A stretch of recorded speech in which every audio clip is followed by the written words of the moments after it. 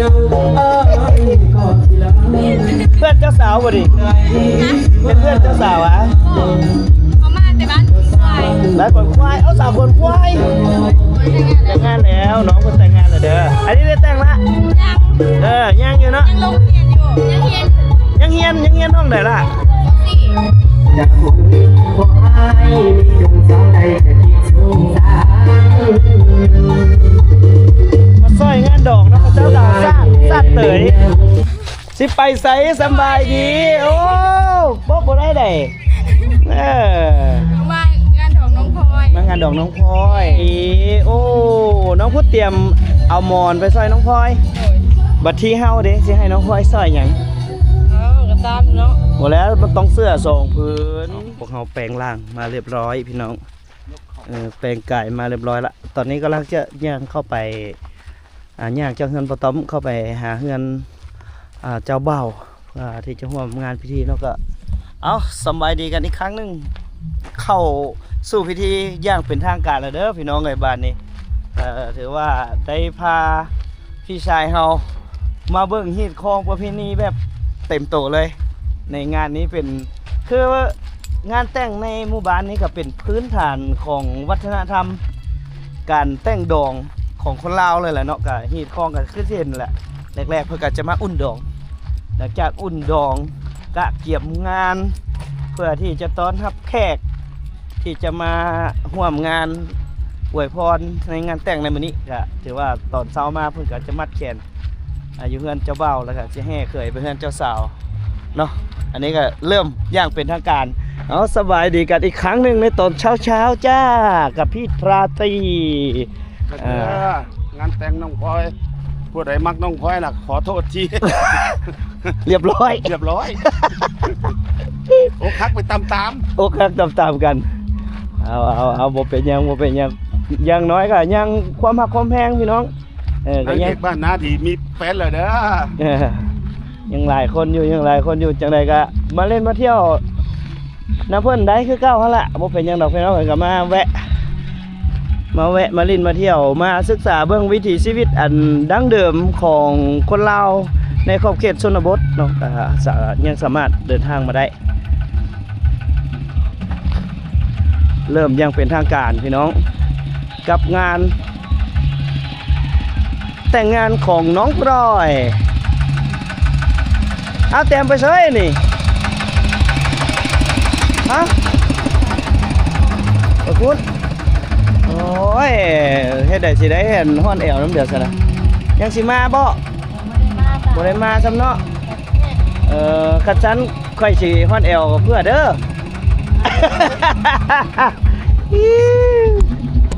เอาไปแล้ว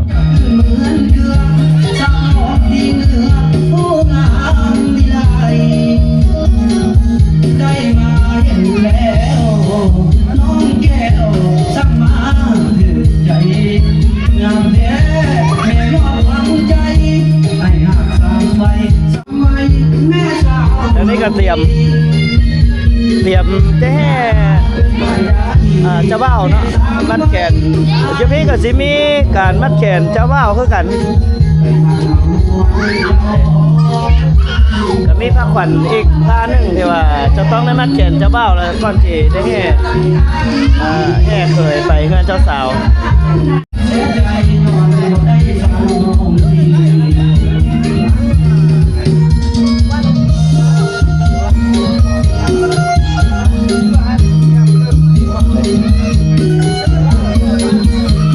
งานนี้มีมวดอันนี้ก็จะเป็นการทับแขกของเจ้าเบ้า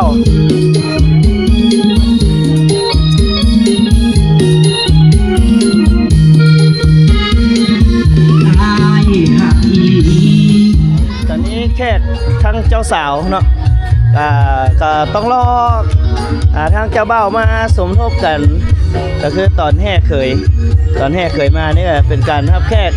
ตอนทับแขกของทั้งฝ่ายเจ้าสาวก็สิรอทับแขกอยู่สบายดีเป็นไงม่วนนอนรับพันดีจะบอกคือคักแค่ดอก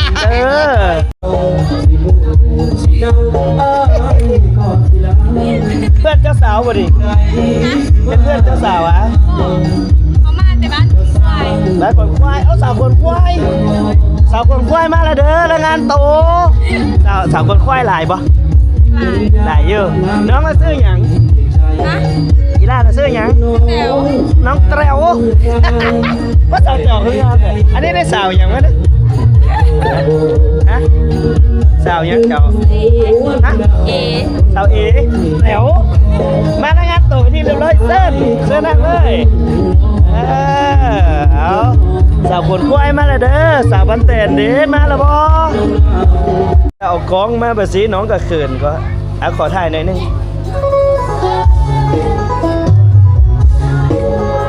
เดี๋ยวหน้ามาก่อนน้องเต๋วอันนี้น้องเต๋วสาวกวนควายเนาะสาวกวนควายโอ้น่าฮักอีหลีป้าโสดเพิ่นบอกหรือว่ามีแต่งงานแล้วบ่แต่งงานแล้วน้องเพิ่นแต่งงานแล้วเด้อ ยังยังอยู่เนาะ ยังลงเรียนอยู่ยังเรียน ยังเฮียนห้องไหนล่ะ สี่ มอซี่ แม่ อ๋อเอาน้องแต๋วเอาให้น้องแต๋วกินข้าวบ้างเอากินข้าวแล้วกินข้าว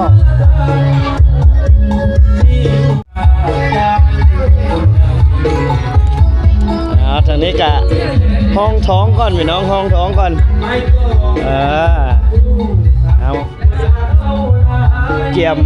กาเกี่ยมใส่นี่ทางนี้ก็ชั่วโมงหนึ่งพอได้แต่งหน้าเลยเว้นธรรมดาเลยเพื่อที่จะได้ให้แขกให้คนได้ถ่ายรูปเจ้าสาวงามๆนี่บ่แม่นธรรมดาเนาะต้องได้มีความละเอียดประณีตต้องเลิศกว่าหมู่ในบรรดาเพื่อนเจ้าสาวนะผู้ใดสิมาสวยกว่าเจ้าสาวบ่ได้มื้อนี้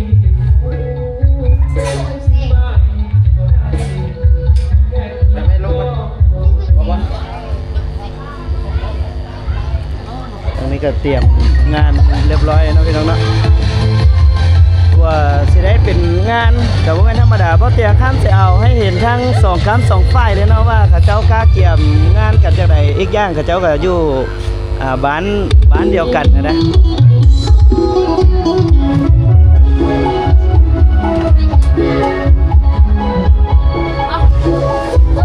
อีกจังหน่อยก็สิฮอดยามแห่เคยแล้วเนาะอีกจังหน่อยอันนี้ก็จะเป็นเครื่องเสียงของเบ้าต้อมเนาะที่เอามาหับใส่ในงานดองของน้องพลอยนะอยู่ในของเช่นนี้ก็สิมีแต่ของเบ้าต้อมนี่แหละที่มาหับใส่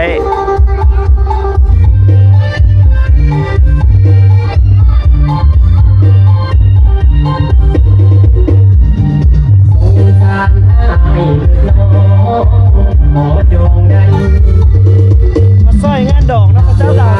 ซาดเตยอยู่ฟังไอ้ก่อนนะน้องยิ่งได้ขาดผู้ขอจองได้บ่ตาหวาน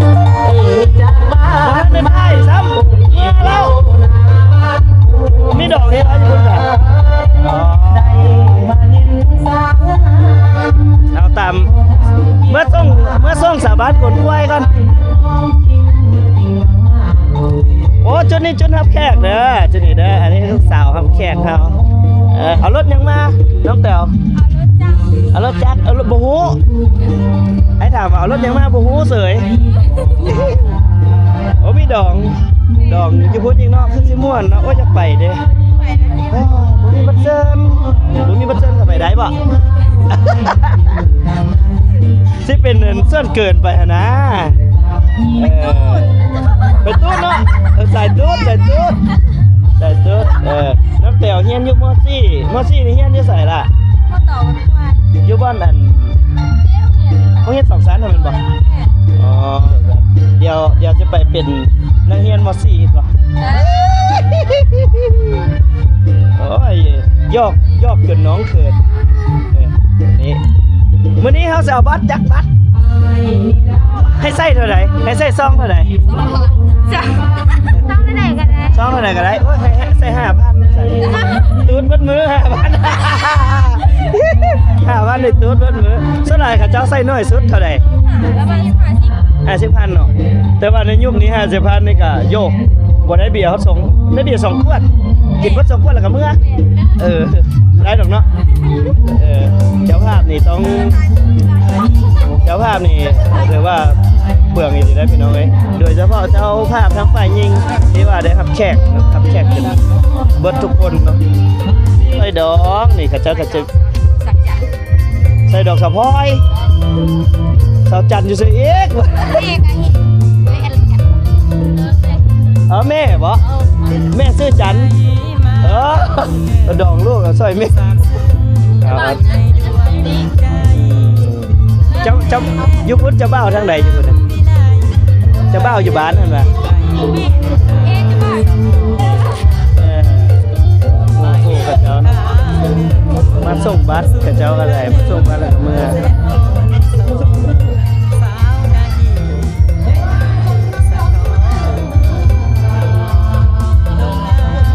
เตรียมมาซอยดอกคือการนี่แล้วอันนี้ก็ได้คู่ลุ้นกระเจ้าประมาณ15-16 ปีกระเจ้าแต่งงานแล้วกันเราก็มาซอยกัน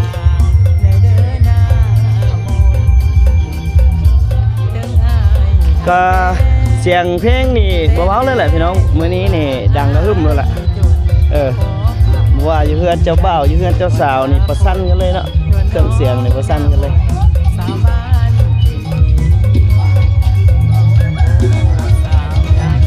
เอาเริ่ม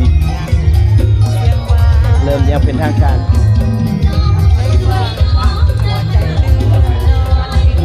มัดแขนแล้วบ่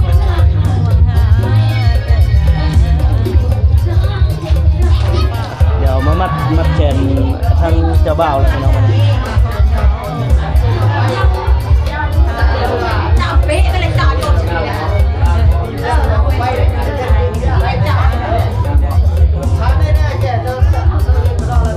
มัดแล้วมัดแขนเจ้าบ่าวแล้วก็จะได้แห่ปุ๋ย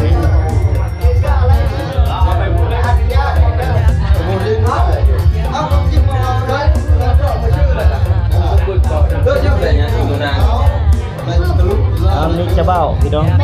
มัดแขนเจ้าบ่าวก่อนแห่ปุ๋ย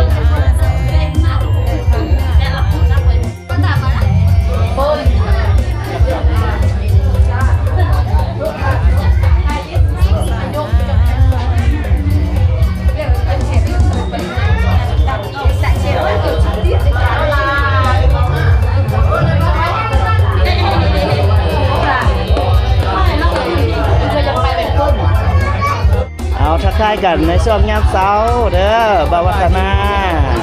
ม างานดองพี่น้องไงมื้อนี้งานดองคึกคืนขนาดเอาตัวเสียงทูบมาสั่นเลย ดังขนาดนี่ก็ยังไม่ได้เล่นพี่น้องเลยเพราะว่าในช่วงที่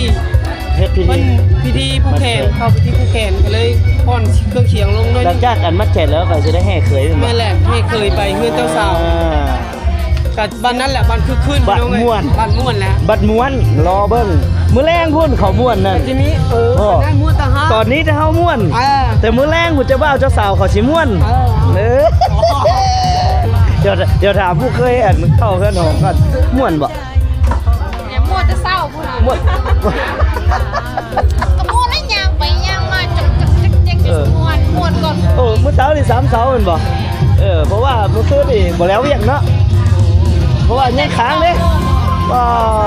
จังงงอย่างไหนพัก ไม่นี่ฮะ มื้อคืนเนี่ยนะ ตื่นแต่2 10โอ้โหบ่ได้นอนดอกนะบ่แม่นตื่นละบ่ได้นอนเลยลุกมา3เช้าพี่น้องเลยเรียกงานยังนึ่งข้าวนึ่งปลาต้องได้3เช้าเพื่อให้แขกให้คนได้กินข้าวเนาะต้องได้3เช้า เอาตอนนี้ก็เตรียมที่เฮ็ดพิธีมัดแขนเนาะมัดแขนเจ้าบ่าวแล้วก็หลังจากนั้นเราก็จะได้ให้เจ้าบ่าวไปเฮือนเจ้าสาวเนาะก็มาติดตามกันว่าบรรยากาศจะเป็นอะไรเนาะวัฒนาเพิ่นว่ามาเปิดอัลบั้มใหม่เด้อเพิ่นว่า สิบ่อายหมู่เด้ อายไผ เดี๋ยวเบิ่งหุบปกมา หมู่บ่จื้อจักแม่นไผ ปินหลังใช่เนาะรอมึงบ่ มอนเสียงละก่อนนะ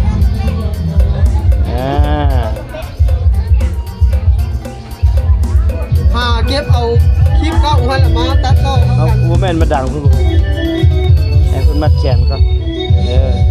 เนาะให้เอาเข้าไปติดตามเลย ให้เบิ่งเนาะว่ามันสิเป็นไปได้บ่ที่ว่าคืออยู่บ่ว่าจัง เป็นไปบ่ได้ก็ยอมละนั่งลงละ นั่งลงเลยเนาะ เอานี่พี่น้อง ว่าสิคือบ่ว่าจัง บรรยากาศชื่อเพลงเพิ่นว่าฮักสาวลูก3พุ่นว่าเข้าไปเด้อวัฒนาเด้อพี่น้องเด้อฮักสาวลูก3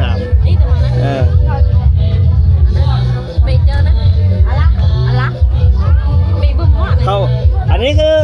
โปรโมทอย่างเดียวคือชื่อเพลงมันฮักสาวลูก3เข้าไปพิมพ์มึงเด้อวัฒนาเด้อพี่น้องเด้อ เสียงคอยเนาะ เดี๋ยวจะเอาเสียงขึ้นอยู่นี่เอาก็ได้บ่มีปัญหาแล้ว เนาะเสียงคอยพี่น้องร้องอันนี้ร้องเปิดเพลงนักร้องน้องใหม่พี่น้องก็ฝากน้ำถึงเสียงบ่ม่วนร้องบ่เพราะก็จะพยายามปรับปรุงนั่นแหละ นักร้องลูกนึ่ง นักร้องลูกนึงแม่ นักร้องลูกนึ่งเอา พี่น้องเอ้ย เดี๋ยวให้ฟังเพลงวัฒนาไปเนาะพี่น้องเนาะเดี๋ยว ร้อง สิ เปิดเพลงใหม่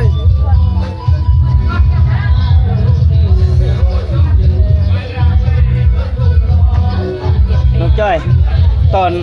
อนดองเจ้าหาวงดนตรีไผบ่แม่นวงดนตรีอันแก้วตานาดีซาวเนาะตอนนั้นเนาะวงดนตรีแก้วตานาดีซาวอันนี้ก็แม่นนักร้องประจำวงเด้อนี่เด้อนักร้องประจำวงถ้าเบิ่งว่าเขาเจ้าสิย้อนฮอนแอวคักเท่าใดมื้อนี้ล่ะเห็นละ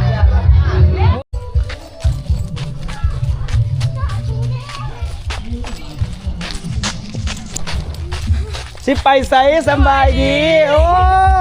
บ่ได้ได้มางานของน้องพลอย มางานดอกน้องพลอย มาจากคน มาคนเดียว เอ้าก็บ่มีคู่ฮะต้องได้หาคู่หาเคียงไหน โอ้ไม่แพ้เอา ว้ายขัดสันมาเป็นน้องพายไอ้ซะ ได้สิวะ ได้เคยหูเบ้าซุกบ่วันนี้สิแนะนำให้ดูเด้ออันนี้มาจากบ้านไหนก่อน จากคนไล่ พ้นไล่ก่อนเด้อทางนั้นเนาะไก่กวนควายไป แม่ ไก่กด อยู่ ไป จะเคยถ่ายคอยตอนติดต่อ เตะต่อแมนตอนนั้นเป็นสาวมสี่บ่ม3เนาะตอนนั้นเนาะแล้วอีกคนหนึงเด้อซะโตคู่เตะต่อนั่นกันนะ เพื่อนน้องมัด ยังสิมาบ่ ก็ใครกันเลย เอาเข้าไปเฮ็ดหยังอยู่หั่น ฮอตไทยแล้วคนฮอตไทยนะ เดี๋ยวไอ้อันรีวิวขึ้นก่อนไอ้ขึ้นก่อนว่าซื้อหยังก็ ชื่อดา ซื้อดาแล้วเชื่อละตอนนั้นน่ะไปเบิ่งเพิ่นเตะมากระตออยู่ เลย แล้วก็มอบมากระตอให้หน่อยหนึงเนาะเจอได้อยู่โซนทางนั้นน่ะพี่น้องเฮือนถ้าว่าไปจะเป็นฝากบางสายมือกันวิวดีอยู่ในทุ่งนาแถวนั้นเนาะวิวดีอยู่มื้อนี้มาใส่ดอกน้องพลอยนะมื้อนี้เนาะมาร่วมงานน้องพลอยมาแสดงความดีใจกับน้องพลอยหมู่รุ่นเดียวปะ เราอายุจักปี 16 ค่อย15 15 แม่ ก็เกือบรุ่นน้องหน่อยนึง เดือน10กับฮอต16แล้ว ยังเฮียนอยู่บ่ตอนนี้ พอกแล้ว เศร้าแล้วเศร้าก็สู้อยากสู้งานต่อเฮ็ดหยังอยู่บ้าน อยู่บ้านบ่ได้ให้หยังมีแต่ขึ้นเวียงไปเฮ็ดเวียง ไปเฮ็ดเวียกอยู่ไสล่ะ เฮ็ดเวียงอยู่เวียง ไปเวียงจันทน์พุ่นน่ะ แม่น อุ้ยเอาจังไดก็สู้เด้อ เลย สู้ชีวิตเอาไปน้องดา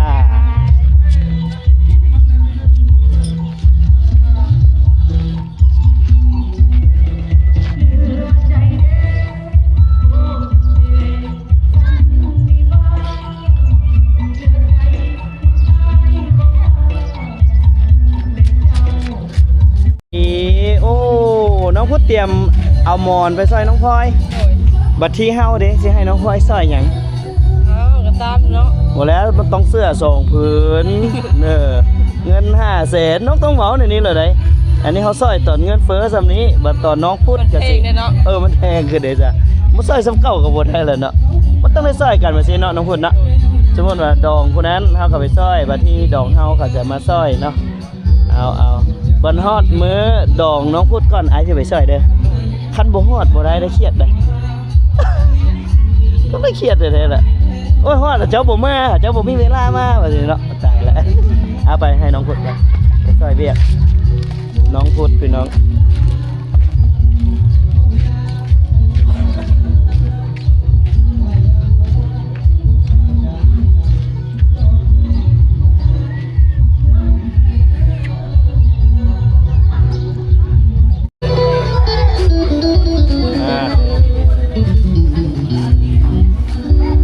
ขกครับแขกจังได๋ก็ได้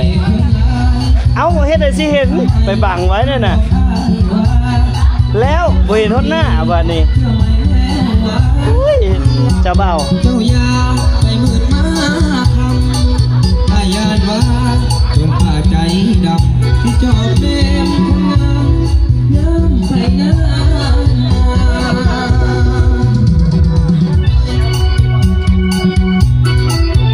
บ่ซันกับบ่ม่วนเด้อพี่น้องพี่เด็ดเสือเฮายังบ่ทันได้จักจอกเด็ดเสือเฮานี่เพิ่นออกลาย ตอนนี้ลายยังบ่ออกยังเสื่องลายอยู่งานมัดแขนพี่น้องก็มัดแขนแล้วก็เกียมสิแห่เคยแล้วเนาะอันนี้ก็บ่เตียงทำกับมามัดแขนให้น้องทรายเตรียมจะมัดแขนอยู่เฮือนอยู่เฮือนเจ้าสาวได้บัดนี้นะ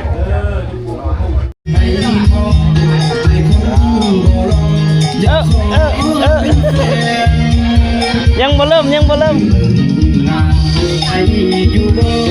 ไอ้มีอะไรอันถ้าอัดบ้างไหนเอาปะไอ้สิเปลี่ยนตัวไม่ให้ไอ้เห็นน้องใต้เสาโหนเป็นห่วง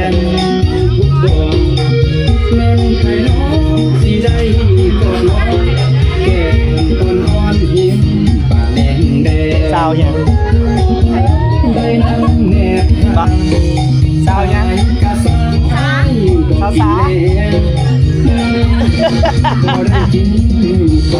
สาวสาวบ้านเดียวบ่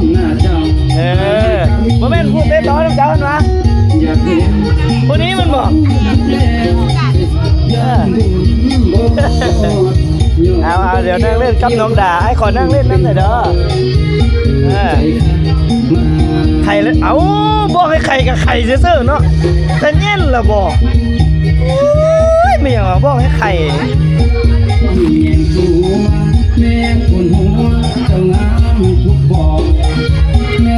สบายดีโอ้ยบ้านคนควายแม่ทางเข้าทางไหนมาดิไปอีกซอยหนึ่งเอาไปอีกซอยหนึ่งเลี้ยวขวา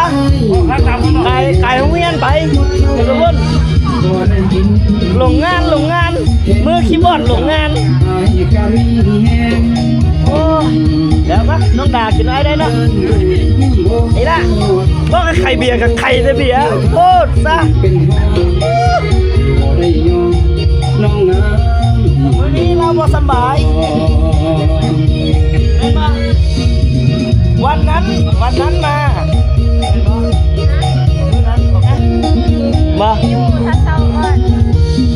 ยังจังมือจังเศร้าโอ้ยแล้วแหละ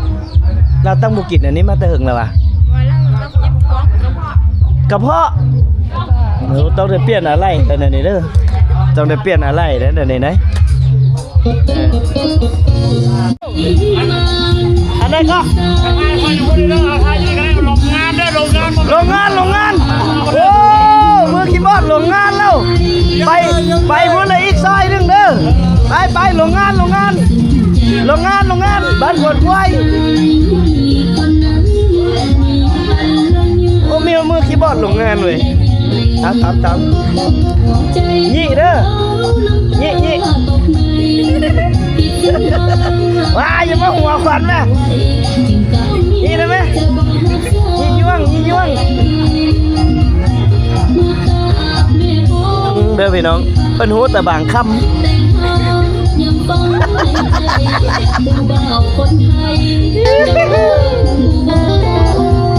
กันเอาสำหรับคลิปนี้มานี่บอแต่คำก็ขอจบไว้แต่สำนี้ก่อนเอาไว้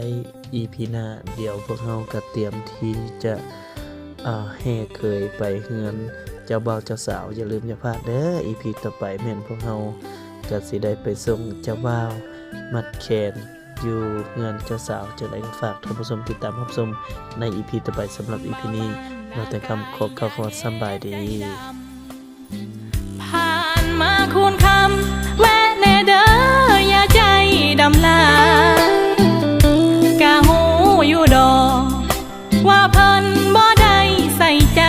หักของเพิ่นอยู่กับผู้ใหม่บ่แค่ดอกแค่แฟนเก่า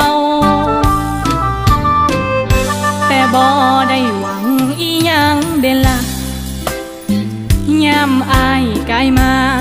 กะแวนแน่สำนันละเอา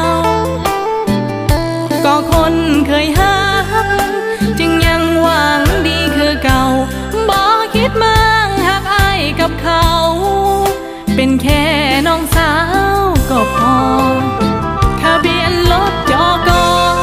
ข้างมวนน้องจำได้ดีเห็นขับผ่านหน้าบ้านหลายทีทางเลข12ที่น้องเคยลองสติกเกอร์สีขาวที่เขียนว่าเฮามีกันก็พอเป็นยังสิจำบ่ได้ละน้อติดเองกับมือจำได้ทุกคำสาวบ้านคุณคำยังจำทุกอย่างเคยเจ็บกะสร้างบ่ได้หวังดึงอ้ายกับลำขอแค่ย้ำผ่าน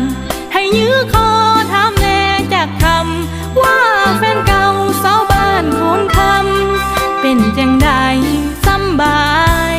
ดีบ่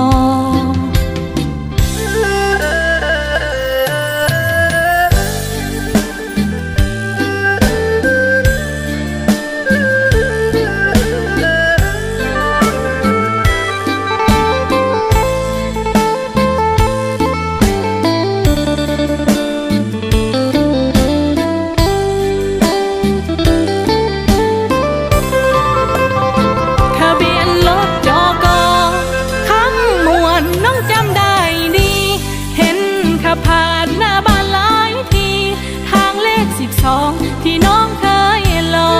งสติกเกอร์สีขาวที่เขียนว่าเฮามีกันก็พอเป็นยังสิจำบ่ได้ละน้อ